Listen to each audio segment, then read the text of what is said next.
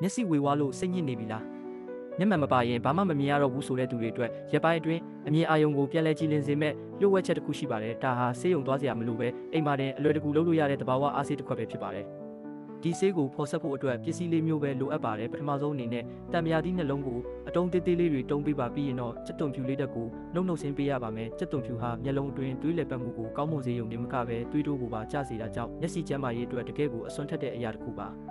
အခုနောက်ကတုံးထားတဲ့တံမြာသီးနဲ့စက်သွန်ဖြူတွေကိုဖန်ပလင်းအလွတ်တစ်ခုထဲထည့်လိုက်ပါပြီးရင်တော့အပေါ်ကနေပြားရည်စစ်စစ်ကိုပါဝင်ပစ္စည်းတွေမြုပ်သွားတဲ့အထိလောင်းထည့်ပေးပါနောက်ဆုံးအဆင့်အနေနဲ့တန်လွင်စီထမင်းစားစွန်း၃စွန်းထပ်ထည့်ပြီးအားလုံးနှံ့သွားအောင်တိတိကျကျမှွေပေးလိုက်ရုံပါပဲ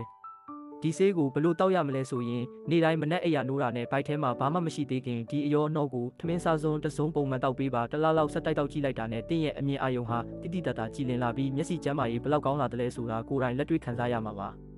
ဒီလိုလွယ်ကူပြီးထိရောက်တဲ့သဘာဝဆေးနည်းလေးကိုသဘောကျတယ်ဆိုရင်ဒီဗီဒီယိုအောက်မှာတစ်ကနေ30အတွင်းမှတ်ချက်ပေးခဲ့ပါဦးအားလုံးပဲယောဂဗျာကင်းဝေးပြီးတက်ရှိကျန်းမာကြပါစေနောက်ထပ်ဗဟုသုတတွေအတွက်လည်းစောင့်ကြည့်ပေးကြပါဦးနော်ပြီးတော့ဘယ်မျိုးဘယ်ဒေတာကနေကြည့်နေလဲဆိုတာပြောပြခဲ့ပါဦးနော်